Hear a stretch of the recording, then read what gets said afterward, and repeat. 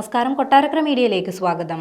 കൊട്ടാരക്കര ജില്ലാ വിദ്യാഭ്യാസ ഓഫീസിൽ മനോഹരമായ ഒരു പച്ചക്കറിത്തോട്ടം നിർമ്മിച്ചിരിക്കുകയാണ് ഉദ്യോഗസ്ഥർ. പൂർണ്ണമായും ഹരിതചട്ടം പാലിച്ചാണ് ഓഫീസ് കെട്ടിടത്തിന്റെ പരിസരത്തായി പച്ചക്കറിത്തോട്ടം നിർമ്മിച്ചിരിക്കുന്നത്. പച്ചക്കറിത്തോട്ടത്തിൽ വിളകൾ പാകമായതോടെ ഇന്ന് കൃഷിയുടെ വിളവെടുപ്പ് ചടങ്ങും നടത്തി. കൊട്ടാരക്കര നഗരസഭാ ചെയർമാൻ SR രമേശാണ് വിളവെടുപ്പ് ചടങ്ങ് ഉദ്ഘാടനം ചെയ്തത്. ജൈവവളങ്ങൾ മാത്രം ഉപയോഗിച്ച് പൂർണ്ണമായും ഹരിതചട്ടം പാലിച്ചാണ് ഉദ്യോഗസ്ഥരുടെ ഈ പച്ചക്കറി കൃഷി. ഉദ്യോഗസ്ഥനായ ശ്രീകുമാറിന്റെ നേതൃത്വത്തിലാണ് ഈ പച്ചക്കറിത്തോട്ടത്തിന്റെ പരിപാലനം നടക്കുന്നത്.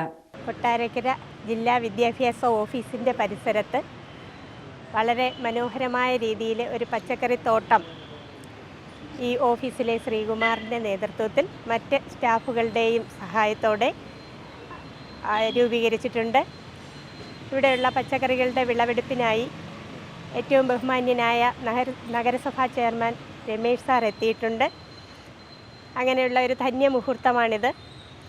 വളരെ കൂട്ടായ്മയോടെയുള്ള ഒരു പ്രവർത്തനത്തിൻ്റെ ഫലമായിട്ട് ഹരിത ചട്ടം പാലിച്ചുകൊണ്ട് തന്നെ ഓഫീസ് പരിസരത്ത് ഇത്തരത്തിൽ പച്ചക്കറി കൃഷി നടത്താൻ കഴിഞ്ഞിട്ടുണ്ട്. അതിലേറെ സന്തോഷമുണ്ട്. ഗോമൂത്രവും ഈ വേലിക്കൊന്നയും 15 ദിവസം ഇട്ട് പുളിപ്പിച്ചെടുത്ത് പിഴിഞ്ഞെടുത്താണ് ഇതിൽ അടിക്കുന്നത്. അങ്ങനത്തുള്ള കുറേയേറെ വ്യത്യസ്തമായ രീതിയിലാണ് നമ്മൾ ഈ കൃഷി ചെയ്തുകൊണ്ടിരിക്കുന്നത്. അതുകൊണ്ട് തന്നെ ജൈവ വളമാണ് നമ്മൾ ഉപയോഗിക്കുന്നത്.